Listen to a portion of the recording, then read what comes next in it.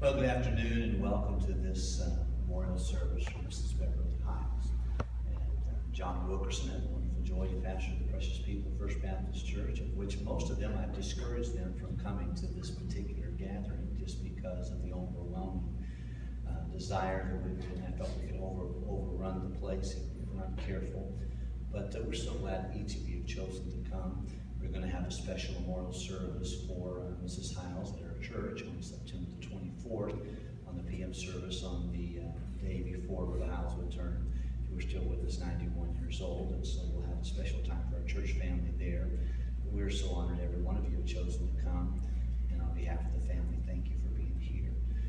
We've got just a brief schedule that we're going to try to follow. I think everybody involved has their order of service, and when it's time for you to come, feel free to just come to the platform and do that. I think it's going to be a very Christ-honoring, and every funeral for a servant of God ought to be to bring glory to God and honor and memory to the loved one who gave so much joy to us, and we'll talk more about that later. Let's go to the Lord in prayer, then I'll ask Brother Todd Weber to come and open us up today. Our Father, thank you for the joy of being able to know that we can sorrow, but not as those who have no hope. We have a promise that's eternal in the heavens. We have a home with you, and Mrs. Hyles is there now. Thank you, Lord, for all that she meant to so many. And I pray that you would bless this service. May it bring glory to the one who gave her salvation and made her so special. I pray that God would bring comfort to those who will be most impacted by her departure. I pray that you would please bless, and we ask this in Jesus' name. Amen.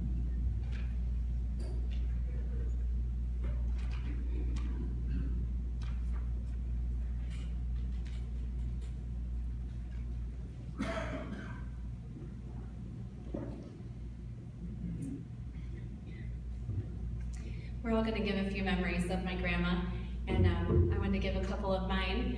Most of my memories were growing up with her as a child before she moved to Texas, but I have some fond memories of my grandma, spending the night at her house, and of course I was one of the many, many young ladies in her 8th grade Sunday school class, so that was enjoyable. And I remember one of our highlights, times that were a highlight, was going to their house on Sunday afternoons for dinner. If you knew my grandma, you knew she was a great Southern cook, and she could cook like no one else that I knew.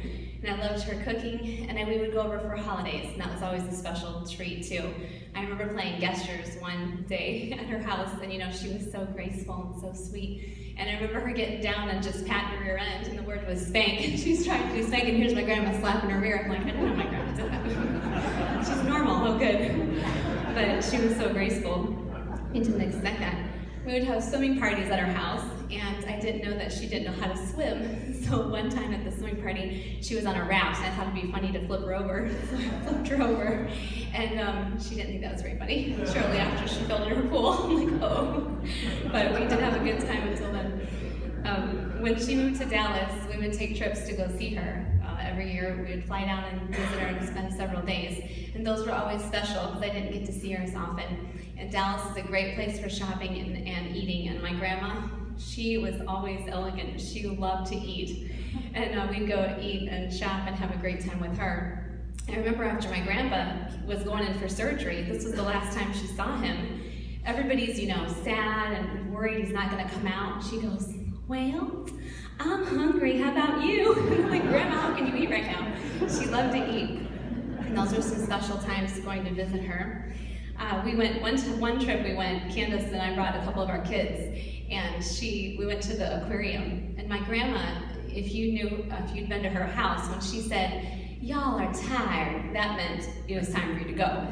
Well, we knew that, but Candace was newer to the family, so we were at the aquarium, and we'd been there about an hour. And she goes, well, I think y'all are tired. And Candace goes, no, I'm not tired. This is great. I'm having fun. So we're like, Candace, you're tired. But she was fun. I recently heard a pastor make this statement, God does not love us because we are valuable. We are valuable because God loves us. And that's something that my grandma taught me. that I am precious to God, not because of any name I have or anything I do, but because of I'm his child. And she taught me that, and I'm so thankful for that. Psalm 139, 17 and 18 became precious to me through my grandmother's teaching. I also learned that, a pastor also mentioned this recently, if we want to live a life of significance, we must live a life of obedience to God. And I think that can sum up my grandmother's life in my eyes, that she lived a very significant life because she just took every step, the next step that God wanted her to do. Whether it was moving from East Texas up to Hammond, Indiana, or whether it was helping a girl in her class, she was constantly doing whatever God told her to do.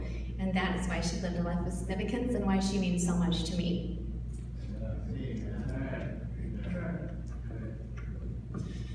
It's with much admiration and gratitude that I've been asked to read this in memory of Mrs. Hyles. Beverly J. Hyles, age 88, of Dallas, Texas, passed away peacefully in her home on Wednesday, August 30, 2017. She is survived by her 4 children, Becky and Tim Smith, Linda Murphy, David and Brenda Hyles, and Cindy Scott, 11 grandchildren, 4 great-grandchildren, many nieces, and a great-grandchild on the way, many nieces, nephews, great-nieces, great-nephews, and a host of dear friends.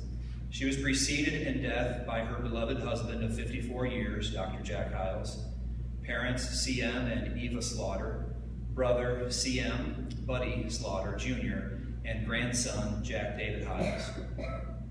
Beverly was born and raised in Dallas, Texas, attended Sunset High School. She served alongside of her husband, Dr. Jack Hyles, pastoring 4 churches before establishing his main ministry at First Baptist Church of Hammond from 1959 to 2001. Beverly was a loving wife, mother, grandmother, great-grandmother, sister, and aunt who enjoyed serving the Lord and being with her family. The countless people whose lives she's touched and come to know and love will dearly miss her.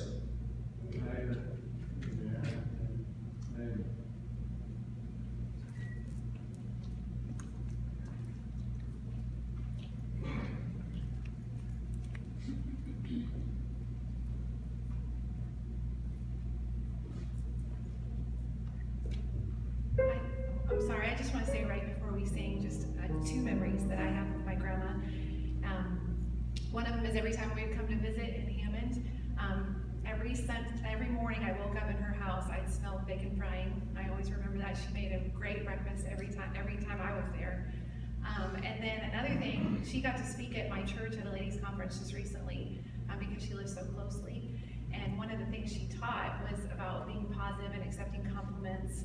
And we're so bad about when people complimenting us saying, making some kind of excuse. And so she taught, and now all of my ladies in my church, whenever we say something like, you look nice today, or you did a really good job on that special, they get their Beverly Hyles voice and they say, you're so kind. My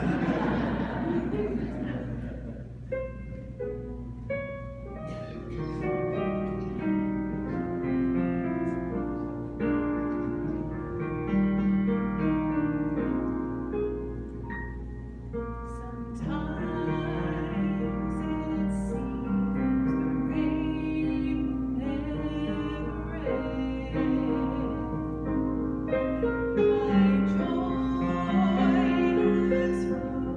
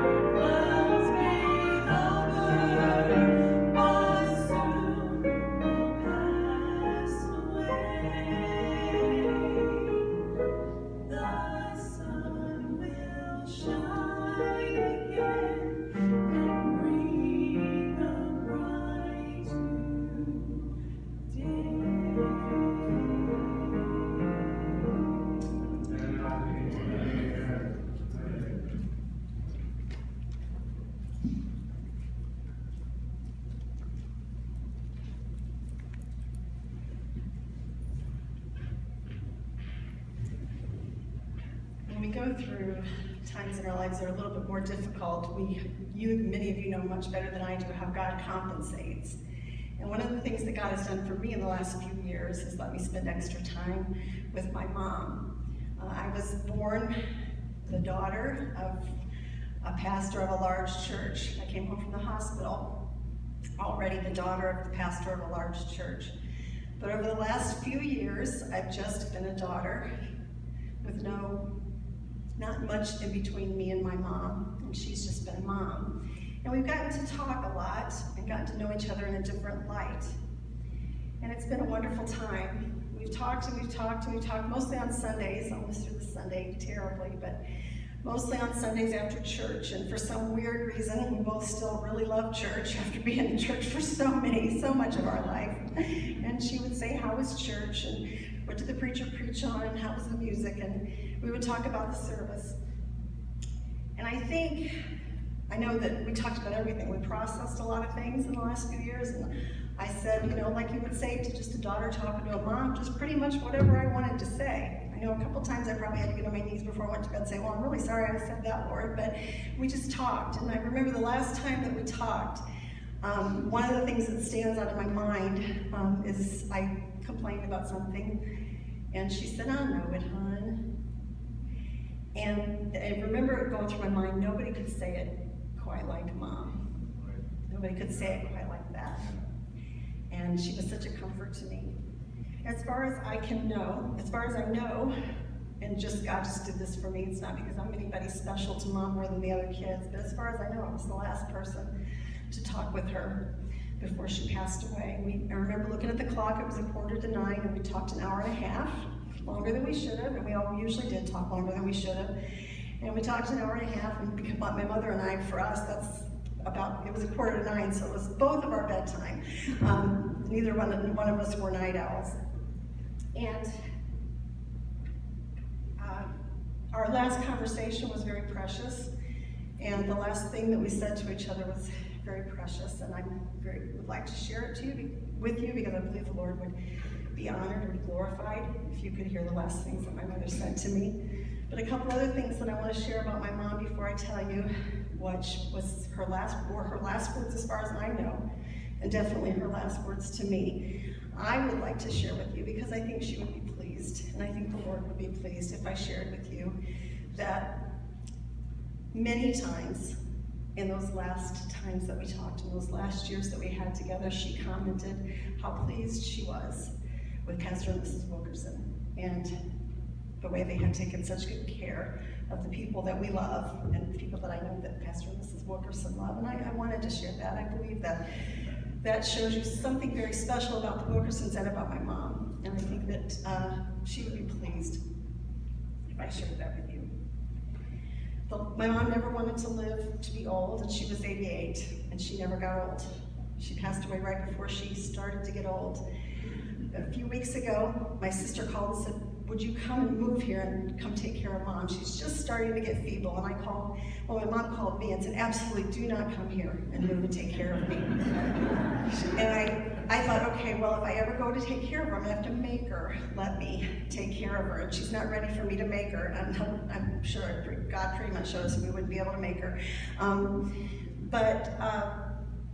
So the last thing that we know of that my mother did is the night before she passed away, she made hamburger stew and a chocolate cake and took it to my sister who was sick. So her very last act on this earth was taking care of someone else. And that was who my mother was, and that was the way she wanted her life to end. We were talking for the very last time, and for what I didn't know was going to be the last time that we would talk. There was no hospital bed. There were no waiting for the last breath.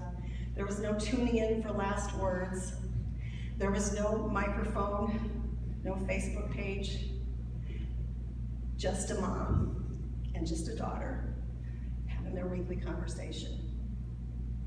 And the last thing, at the very end of the conversation, this is what Jesus did for me, because he is very precious. Amen. The last conversation that we had, she said to me, Cindy, you know, it's just a miracle how well you've been doing the last couple of years. And I said, you know, it's all God. And she said, you know, Cindy, it is all God. And she said, I can't believe how healthy you've been the last few years. And I said, you know, God's been very good to me, Mom. And her last words to me were, you know, Cindy, God has been very good to you. And God has been very good to me. And then, have a good week. I love you. As far as I know, if you talk to her on Tuesday, do not tell me. As far as I know, those were the last words of Beverly Hyles. A long, long life, very well lived. It's all God. And God has been very good to you. And God has been very good to me. Since I've thought of my last conversation with my mother, I've thought of 2 verses. Favor is deceitful and beauty is vain, but a woman that feareth the Lord, she shall be praised. Amen. And Martha, Martha, thou art careful and troubled about many things, but one thing is needful, and Mary hath chosen that good part, which shall not be taken away from her. A lot of things were gone from my mother when she went to heaven finally, not because she wasn't well cared for and well loved, but because she was 88. And things pass away, you lose. You've experienced a lot of loss by the time you're 88. And as I watched and listened those last few years, with not much in between who my mother was and me, just Mom, just who she was in private, and me, I realized that Mom had chosen that good part, which was not and could not be taken away from her. And so if she was here, she would want you to draw your own conclusion about who she was. And what she would really want you to do, I believe with all my heart, is to draw your conclusion about the God who she served. Amen. Until the day she pretty much just took his hand and slipped right into heaven. On August 29th, August 30th, as it's recorded. So I want to just end my little part of this funeral by leaving you again with her final words. From her to you, as far as I know, her final words. And her final words to me, it's all about God. And God has been very good to me. And God has been very good to you. Thank you so much for coming to remember my mom.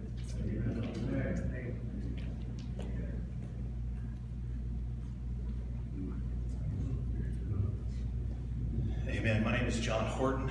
I pastor in Malvern, Arkansas. I married Teresa Joyce Smith Horton, the daughter of Grandma House's favorite child, Becky. And just kidding. Dave said they were all her favorites, and they were. But Mrs. Hyles was an amazing lady. I met her in the early 90s, 91, when I came to Hyles Nursing College. And you don't know a person. You look at someone, and I coming as an outsider into the family. You look at someone, you just don't know who they are. And it takes a lifetime to know the truth about a person. And I'm going to read the same verse you just read, because that's the verse I think of when I think of Mrs. Hyles. Favor is deceitful, and beauty is vain. But a woman that feareth the Lord, she shall be praised. My first opinion of Mrs. Hyles was obviously elegant, beautiful, classy, sophisticated. She was just a beautiful lady in every way. And I think of her beauty. I did a sermon recently on Sarah, and I talked about how that Sarah must have been the most beautiful woman in the world, because at 65, a king wanted to marry her. And at 90, another king wanted to marry her. And I thought about Mrs. Hyles, 88 years of age. And I'm just telling you, these pictures down here, that's the way she looked a week ago, 2 weeks ago, or a week ago, whatever it is. A lot been going on. And she was beautiful. My son graduated from high school back in May, and she was there. And she had come up with her daughter and Tim. And I was standing there just kind of sitting back, watching the crowd and watching the different graduates and their parents. And I was watching Grandma Hyles stand there with my son and take some pictures. And I thought to myself, she's one of the most beautiful women in the room at 88 years of age. So many things that I'm going to miss about her. Obviously, her beauty, she's beautiful in many ways. Obviously, her looks. I remember when I was in college, someone, I don't know who it was, maybe it's Miss McKinney, I don't know who it was, called and asked if I would go to Greenwood Street and move some boxes for Grandma Hyles. And so it wasn't Grandma at the time, it was Mrs. Hyles, and I wasn't married yet. So I go over there and I knock on the front door, no one's there. I go around the side, and she was back by the swimming pool. And it used to be a swimming pool. We were upset that she filled it in when it happened a couple years after we got married. And so were y'all. Y'all were upset too, weren't you? And she was back by the swimming pool. And so I came around the corner, and she was standing there, long jean skirt, button-up blouse, and her collar was up. She had gloves on, and she had a spade in her hand with dirt, and she was transplanting flowers or something like that. And I said in Texas, I think her and Sandy Patty were trying to keep that going in the 90s. But she was just elegant, transplanting plants. I'm like, what in the world? This lady's always sharp. She was always beautiful. She seemed to always be in her niche. She loved to eat. I'm so glad you said that. I'm sorry you said the slapping thing too. That was good. That's a good job. She loved to eat. We used to watch her eat, and we'd go in the car, get in the car, we'd leave Cracker Barrel, Olive Garden, wherever we ate that time. And we say, that woman can eat. She puts it away. And yet she was so beautiful and trim and always looked good. I think I'm going to miss, one of the things I'm going to miss most about her is her voice. If you were privileged to hear her call your name, you can hear it right now, because you'll never forget it, because few ladies had that southern elegance and charm the way she did. But I should say, she was one of those people that could put 3 syllables in a word with none. And I can hear her say my name, John. She'd hold out the O, John, how you doing? I mean, I can't do it like her, but that's for sure. But because no one could. I don't know if anyone could talk like Mrs. Hyles. She smelled good. I remember when she'd hug me, I would. One time I caught a whiff of her smell when she hugged me. Every time after that, I was like, I'm going to smell when she hugged me, because she always smelled good. She was just a graceful woman, beautiful. She was a spiritual woman. She didn't care what people thought about her decisions. She only cared what God thought. She moved from First Baptist to Texas when Brother Hyles passed away. It's a difficult decision. It's a hard decision. But it was a decision she prayed about. decision God led her to do. She taught Sunday school for several years. In fact, a couple weeks before she passed away, she resigned finally, 88 years of age, still teaching Sunday school. Just a godly lady.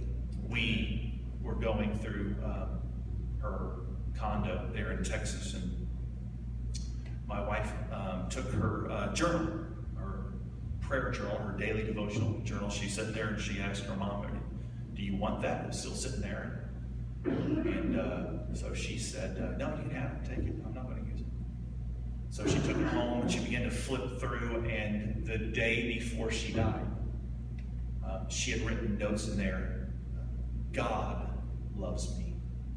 And that's the type of lady she was. She believed in God. She loved God. She loved her children. She loved her husband. She loved Brother Hyles. I've never heard her say a negative word about Brother Hyles. Never. Because she loved him. She loved First Baptist. She loved what you've done. She loved the fact that you supported her family. And I love her. I love Grandma Hyles. I realized now, looking back, that she was a godly woman who loved people and wanted to help people. And I'm going to greatly miss her as you.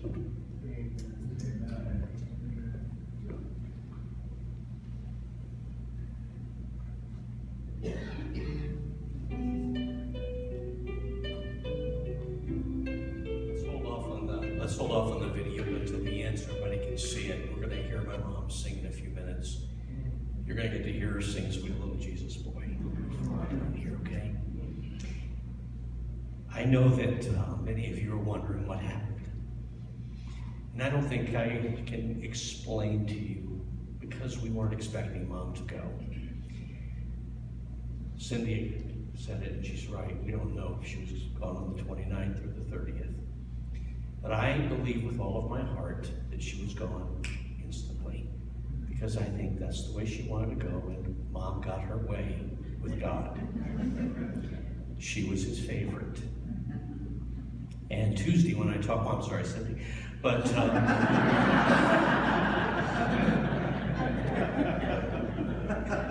I actually called her Monday and called her twice. I was heading to a meeting and didn't reach her, and I got worried about her. And so I was in my meeting and I saw that she called me, and I was relieved. She called me twice. So I got done with the meeting, I called her, and I did ask her, "Have you talked to Cindy lately?" And she said, "Well, she usually calls on Sunday night, but she'll probably call tonight." So I knew she would. We always talked about Cindy. We won't talk about that, Cindy. But anyway, she loved her baby girl. She loved all of her kids. I want to just say this. 14 years ago, my mom called me one day and she said, "David, I'm in Dallas." Now, I was in Florida at the time, and she said, "I'm in Dallas, Texas." And she said, "Could you be here tomorrow? I'm looking for a condo."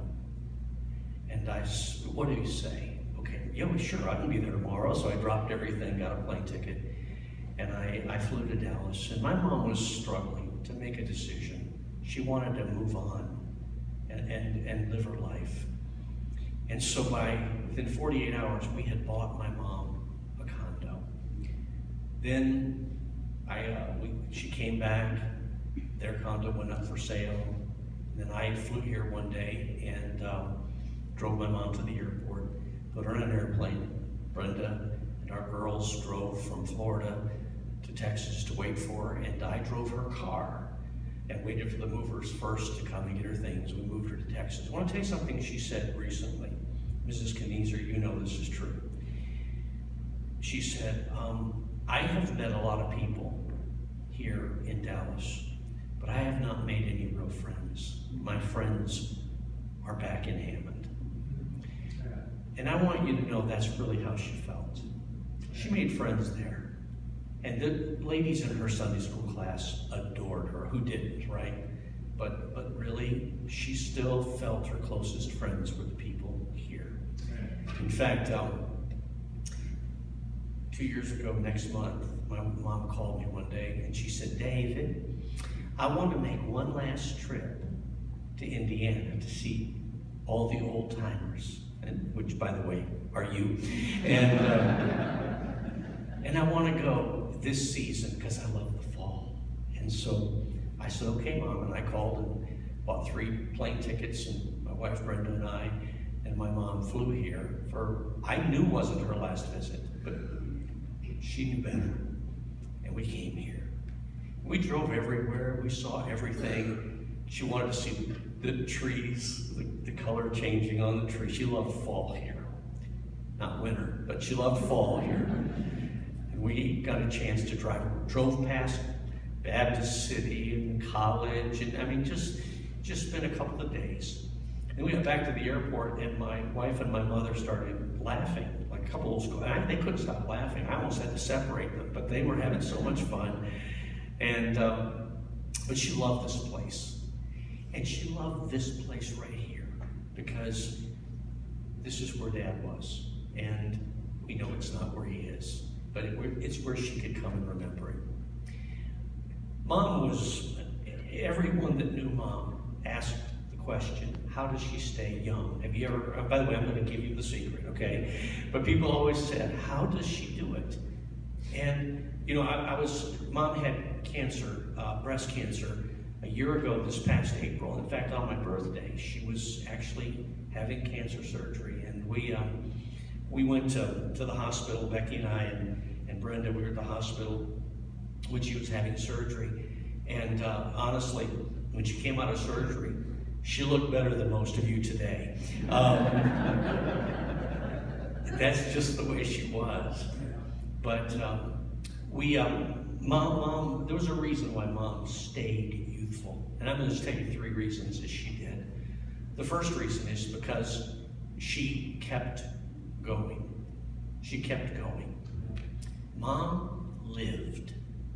I just discovered one day that Mom just decided that I'm alive, I'm going to live. And she just kept going. She enjoyed life. She enjoyed doing things. She liked to shop. She liked, as you've heard, she likes to eat. I'm not sure she loved to eat quite that much, but no, she did. She did love to eat. And she liked to go out and do things. And whenever any of us would come, she would want to do things. We were sitting at church right before Christmas, this past Christmas, and they were announcing a Christmas concert. Mom didn't do anything alone. I mean, it came to activities. She wanted somebody to do it with. She wanted to do it with Cindy, or she wanted to do it with the grandkids, or with Becky. And so I leaned over and I said, Mom, you want to go to the Christmas concert? And she said, I would love to go.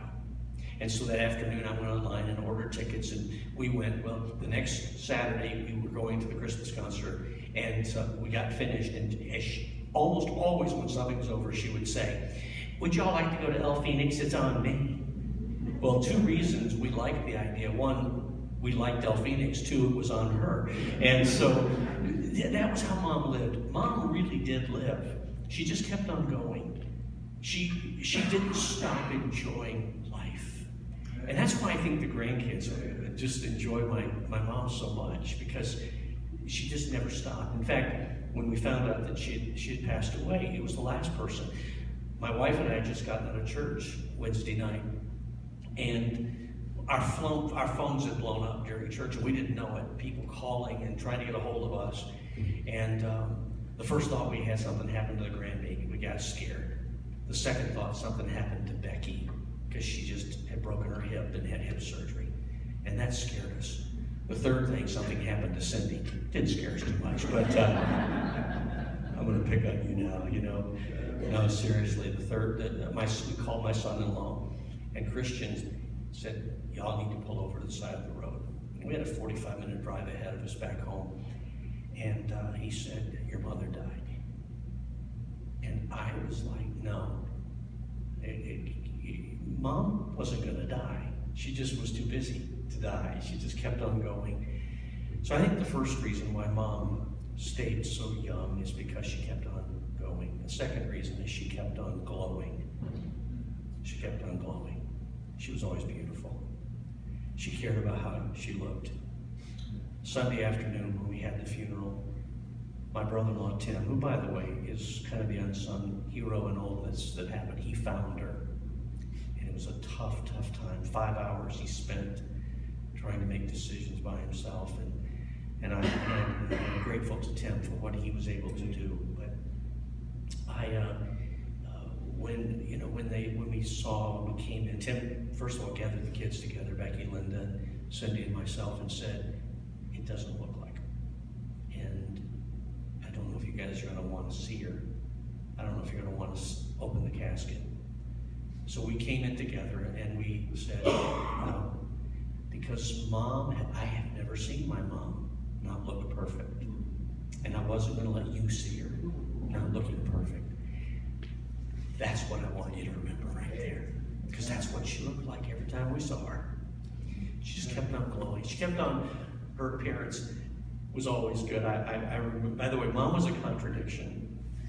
Mom was the kind of person who always said, "I hope no one notices me," and when we left, was upset if no one did.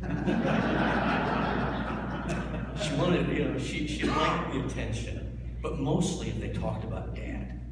But my wife and I went to a graduation service several years ago in Texas, and my mom came out, we went to pick her up, she came out wearing a lime green suit. I mean, it was like neon, lime green suit. Brother Wilkerson, we got up to the service and we're about to get out of the car, and she says, "Now, I hope no one notices I'm here." I'm like, "Mom, you're wearing a lime green suit. They're going to notice you're here, okay?" And, but she was always glowing. And she was always glowing about my dad. She kept on glowing about my dad. Let me just tell you something. Beverly Hyles loved Jack Hyles, and she kept loving him more after he was gone. More and more and more. When we go places and they talk about my dad, she was in heaven. Brenda and I took her to a camp meeting this past June, just a couple of months before she died. We went to a camp meeting, and the preachers there were telling stories about Dad. And I mean, Mom was just having the greatest time. And then she kept on glowing about the Lord. Mom, you've heard it. She talked about the Lord because she loved him, and her love for him glowed. And then the final thing that kept her going, I think, she kept on going. She kept on glowing, and then she kept on growing. Amen. Mom never stopped growing. She never arrived until she arrived. She never believed that she was a good Christian. She wanted to be a better one. Brenda was reading us notes from another one of her prayer journals, and she had a lot of them. And in almost every one, she'd say, "Lord, I commit myself to you today. I give you myself." And she always was growing.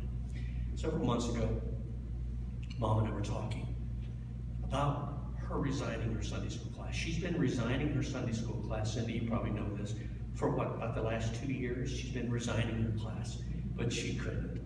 And I finally said, "Mom, what's stopping you from resigning?" And this is what she said: "I don't want to stop studying my Bible." And when I have to prepare for my lesson, and by the way, she prepared. If you had her as a teacher, you know. She said, "It makes me study my Bible."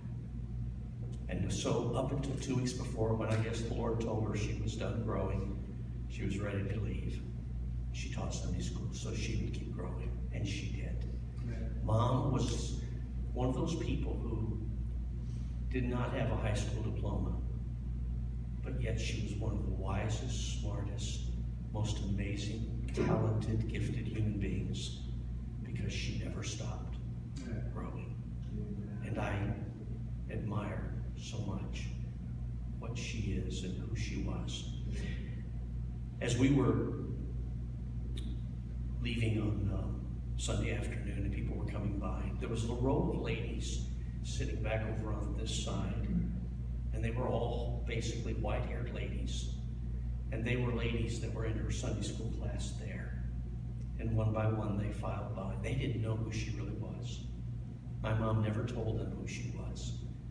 Oh, they knew she was a pastor's wife, but I don't think they ever knew the magnitude of who she was.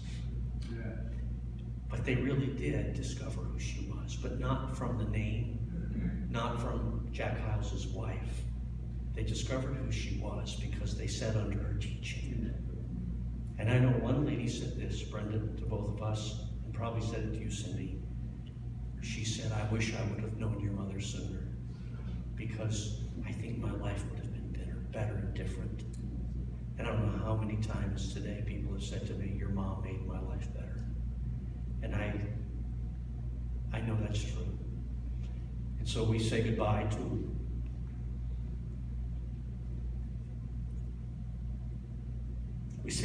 our beloved Beverly Hyles.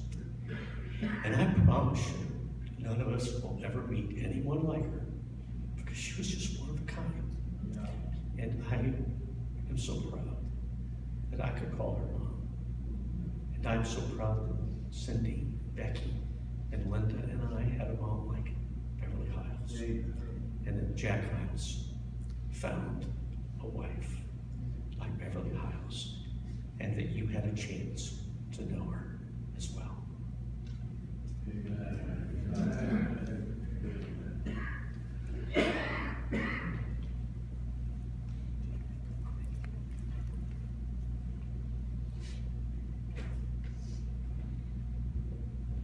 My name is Ken Scout. I'm here with my wife Candace, pastor at Faithway Baptist Church, Westchester, Ohio. I think I'm one of the, the young grandkid here. Some great grandkids as well. Because of that, my memories are from younger times. When I think of my grandmother, I think of my grandpa's office. We saw them twice a week, along with holidays, different times at their home, but we saw them regularly in my grandfather's office. My grandfather had a horrible choice of colors. I think he was colorblind, so bad green shag carpet and whatever else was in there mixed with yellow curtains or whatever, if I can remember right. And but I remember going in there after each service, and my grandmother sitting on the desk to my grandfather's right, and just glowing. She loved to be there for the recap of the sermon. We always got Grandpa fishing for compliments. My grandma would give the first one, and then my mom would quickly follow with one. Once in a while, my grandpa would ask me what he preached on, and I just always went with the token answer of sin. I didn't really know what I should say other than that. My grandma was the one who I could get, though, to turn the radio on if the Bulls were playing, and Grandpa had the long counseling line outside. But I was one to know. Of course, church always coincided with some great sporting event, and being raised in the godly home I was raised in, I was in church, and I wanted to hear the end of the game. And I remember getting my grandmother to turn the old, ancient radio, I think it was made to look old, on. We would huddle around while people outside were waiting to have their marriages saved, huddle around the radio, listening to the end of some championship basketball game, and enjoying it thoroughly. As has been said, I remember her cooking as well, and also I think I got that love of eating from her. My grandma loved unconditionally, loved her family, and I've seen those attributes in my mom, and she had a propensity for making the right decision at the most difficult of times, and I've also seen that in my mom, and I'm thankful for the testimony and heritage that I have, and so much of that is owed to my Grandma Hyles. She loved music, she loved to sing, and so we're going to sing. It was either I do a solo or play the bagpipes, and I can't do that. So we're going to do Amazing Grace. Let's all stand, if you can, if you're able to, and we'll sing the first and last verse of Amazing Grace.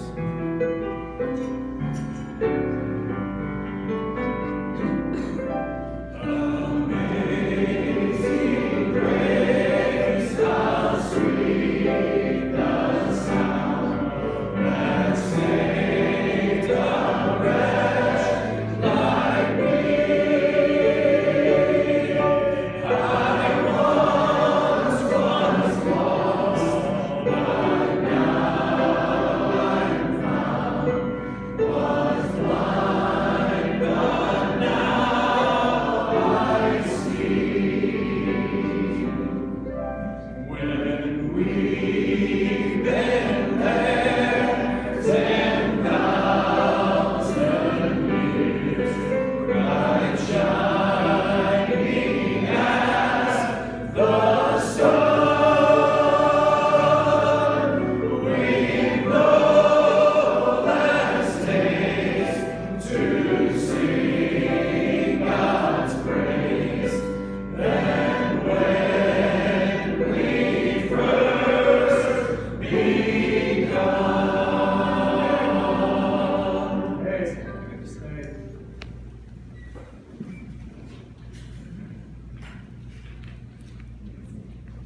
Sometimes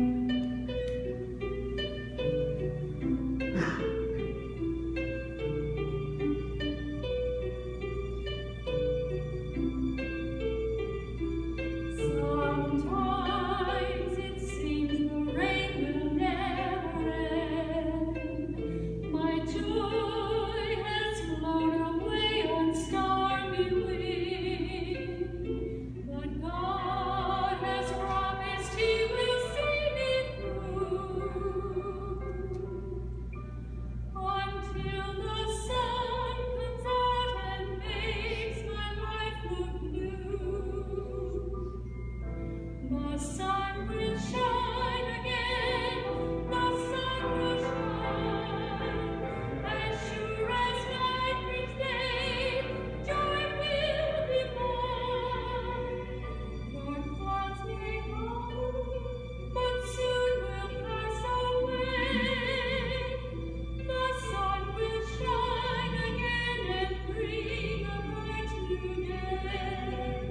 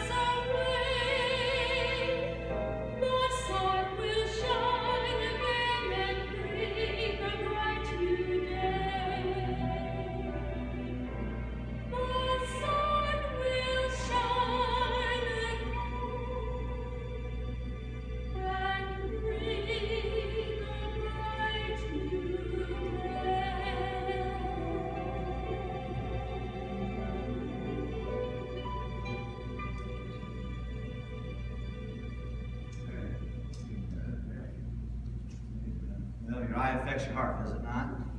Such sweet, sweet memories.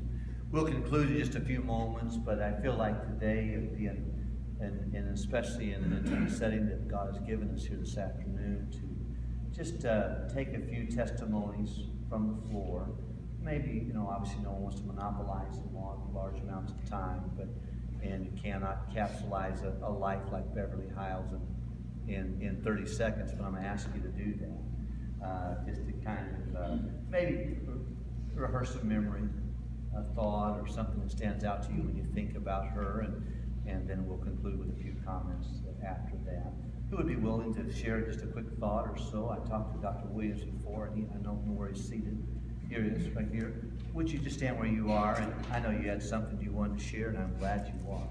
Thank you so much, Pastor. The Hyles family was special to me. When my wife was so sick, Jack said, "You got a wife to be on, so you need a preacher. I'll be your preacher." He was that. And Mrs. Hyles, I guess y'all can call her Beverly. I'm from the old school. My daddy said, Mrs. Hyles. And I don't know the great compliment I could pay her today, but Mrs. Jack Hyles. That's who she was. That's who she is. Beverly died many, many, many years ago. Yeah. And Mrs. Jack Hyles began to live. And she so fulfilled what he needed. And I'm glad David said what he said, that she just liked to talk about him. One of the times I remember she came down to Circle B Ranch when I had that in Missouri to speak to ladies. And that's when Doc had let himself get a little bit too heavy. And she said to me, Dr. Williams, I don't know anybody any closer to my husband than you are. Would you speak to him about his wife? I don't know anything I wouldn't do for you, but nobody speaks to him.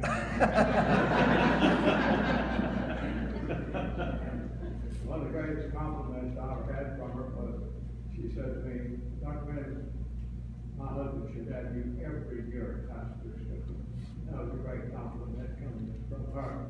And so I just like to say that I buried 2 wives, and I don't think anybody speaks with any more authority than I do in the fact that a good wife will make or break their ministry.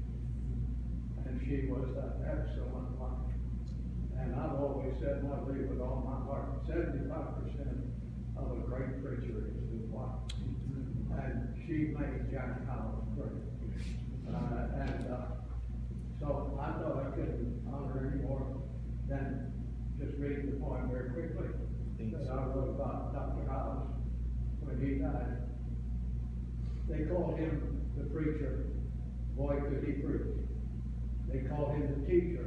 He sure could teach. They called him pastor, for he loved so much. They called him brother. He had a personal touch. They called him leader. God had made him wise. They called him a giant, and not because of size. They called him president because he started the school. They called him chancellor, for he was another rule. They called him old-fashioned, for he never did look to any other source but the blessed old book. They called him fundamental. He wore that to heaven, for till the day he died, he stood on the 1611. Then there was one who, with all of his fame, still referred to him by his first name. The one he had chosen to be his precious wife, who walked by his side most all of his life. Thank you, Miss Hyles, for sharing him with us, for being so godly and not making a fuss. To you 4 children, Cindy, Becky, Lydia, and Dave, thanks for giving your dad a nation to save. May Mrs. Hyles and children in the days ahead remember about those tapes in Convert. He still speaks, though dead. Though called by these titles and many others too, I call him my friend to this is true. He loved me and helped me and stood by my side when sickness had robbed me of my own blessed brother. All he did for me is too numerous to tell. It would remind you of an overflowing well. So to you and to all, this message I send, Dr. Jack Hyles of Heaven was my precious friend. As I close this poem and this tribute to him, let me remind you, Christ was his life. The cross was his message. Converts were his goal. And church was his joy. And he loved his wife. He would fly me into O'Hare Field once every 3 months. And then drive over and we'd spend 3 hours just talking. And he just always spoke of Mrs. Hyles and his love for her. And it was just precious. And I'd like to say to you what Dr. Cox said to me one night as we were talking. He said, Brother Williams, we let our heroes die too quick. And we do. And I just beseech everybody here today, for a long time to come, remember the lady that Mrs. Jack Hyles was. Thank you very much. Thank you, Dr. Williams. I appreciate every word. Somebody else real quickly with a thought or a memory. Like, yes, Maxine, please do that, Mrs. Jeffrey. When I joined First Baptist Church, Brother Hyles had me visit the shut-ins. All of them, every month, with a little gift from him in the church. And Mrs. Hyles many times joined me. And we'd drive to her nursing home. She would sing at least 2 songs. She would help me push the wheelchairs and get them in order for we could have a little service. And she would be a soul winner, and she had time for it. You know, a lot of people don't have time for people. They drool, they can't talk well. They don't remember them as when they were young and vital that they could have, oh my goodness. But she had time. And she won a lot, and she's a very wise woman.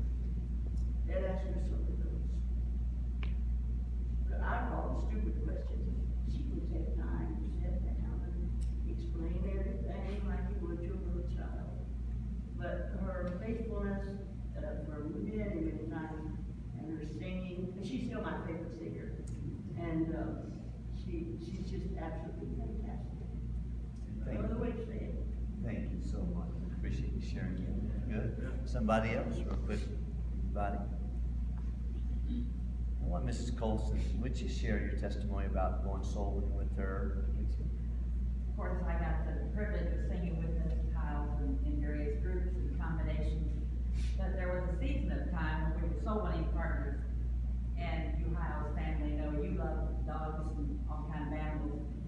And I did too, but I grew up on a farm, so they were never in the house. And so for most of the soul winning time, we would knock on the door and we would just take turns. I would talk and she would help, or she would talk and I would help. But if we heard a dog, it was automatic. I would talk and she would pet. Memories are too great to number, so they're all precious. Thank you, family, for sharing her with us. Yeah. All right, somebody else? Anybody else quickly? Yes, ma'am. I had the privilege of playing for her solos every once in a while, and I enjoyed it. It was an honor, and we became better friends because of it. And it was better time. Thank you, Deb, for doing that. Thank you very much, Debbie Wilson. And she, of course, is John Paisley's daughter, and so when she came to college, she played for Mrs. Hyles in the song. That's great. Good. Somebody else? Anybody else quickly? Yes, sir, Brother Baker. I had a fun one. I got the privilege to go down to my wife and I's wedding with Brother Dave's daughter. And that Sunday we stayed, went to church with Mrs. Hyles, and then went out to eat with her. It happened to be her birthday. And so she picked this country chicken place to go to, and she enjoyed that. Well, the custom was at this restaurant that the waiter comes and puts a chicken hat on the person that had a birthday, and they have to stand and do a chicken dance. And someone told the waiter that Mrs. Hyles' birthday was today, and so she came up, the waiter came up behind, put the hat on her, and I thought, what in the world is Mrs. Hyles going to do? How, in her grace and charm, is she going to get out of this? Surely she's not going to do that. And she stood up, let them put the chicken head on her, and did this. I ran in a circle. As soon as I saw she was going to do it, I grabbed my camera and taking video and pictures. And so she laughed. She had so much fun with that. And then she saw I had the camera out, and she said, "Don't you dare post that." Until after I'm gone. And just so great. By the way, she still had a lace hanky in her hand doing the chicken.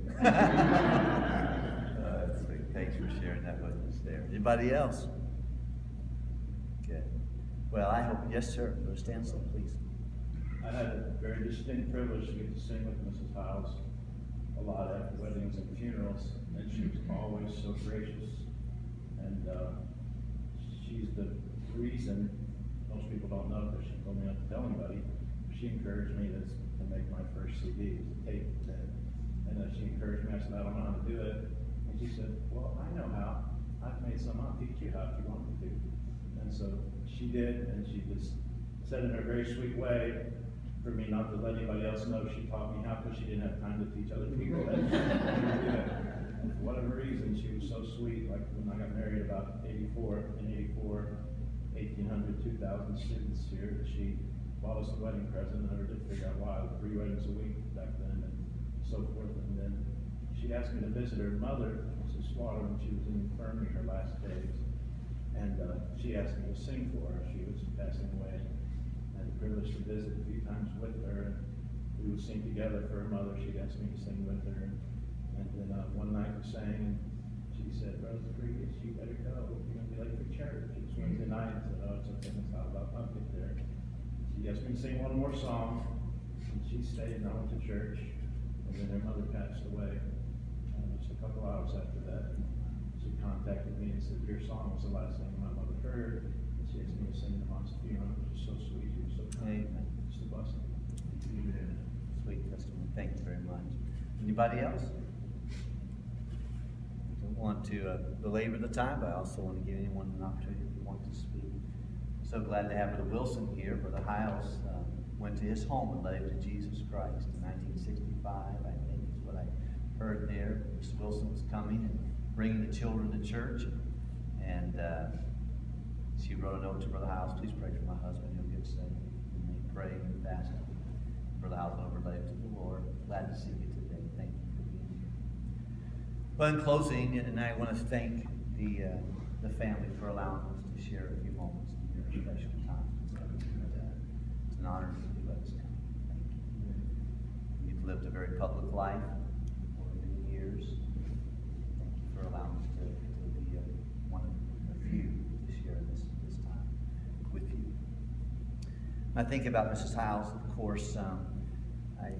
I think someone came to my office this morning and said, "Do you think 5 years ago you'd ever be at such a service and ever do?" There's a lot of things I didn't think I'd ever do 5 years ago that I had the opportunity to embark upon. This is a very sweet time. And, of course, hearing about it, grieving at the same time, graciously, knowing that God knows what's best. Remember, probably have talked to Mrs. Hyles about 10 or 12 times on the phone since I have been the pastor here, and always such a gracious lady. And she would ask about members, and she would say, "You and Linda, are you doing a good job? The people love you." She would just encourage us, and I think Brenda Knieser was feeding her a bunch of malarkey and trying to get her to like us and things of that nature. But it seems like many times it'd be in an airport for whatever reason. I don't know. Maybe that's just what it is. That's where I would normally have a wait over and go sit over by the wall and talk to her for a little bit. Always greatly blessed by her spirit, by her encouragement.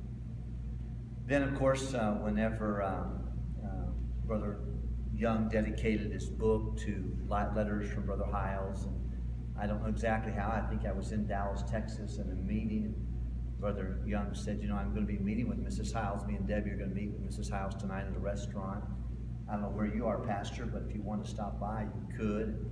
And Brother Young and Miss Debbie were sitting there talking to her, and told me where to go, and just stood there for a little while beside the table and enjoyed just sweet conversation. Just such a gracious, loving lady. And I remember that. And that was my first time really, apart from shaking her hand when she was coming as a college student whenever she's getting ready to go into the choir once or twice maybe, but just admired her from afar, but that was my first time to see her in person. And then when she came up for the 70th wedding, what would have been the 70th wedding anniversary for Brother Hyles, such an honor to have her, and Brother David and Miss Brenda, thank you for bringing her. That was it's a special day for me, a special day for our church, and it was an honor to be able to host her and just visit with her briefly during that time.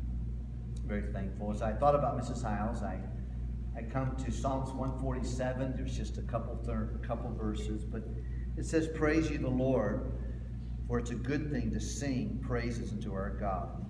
And of course, from a college student, from my time I was 18 to 23, that was here in college, that's how I knew her. She sang in the choir, and she sang "Sweet Little Jesus Boy," and "Don't Let Another Wounded Soldier Die," or songs like that we've heard today and others. But when I first thought of this verse, I thought, yeah, there's a singer, someone who would be willing to sing praises to the Lord. As I read deeper in this chapter, it says, "For it is pleasant." For it is pleasant, and I think Mrs. Hyles, just a pleasant lady, I remember talking to someone this week, and he said, I don't know anyone who would ever say something wrong about her. She just is such a pleasant person. And then the Bible tells us that it's also not only pleasant, but it's a praise that is comely, very attractive. In verse number 2, the Bible says, "For the Lord doth build Jerusalem, and he gathereth together the outcast of Israel. He healeth the broken in heart, and bindeth up her wounds." Of course, this northwest Indiana region is drastically different because of the young couple that came from Texas.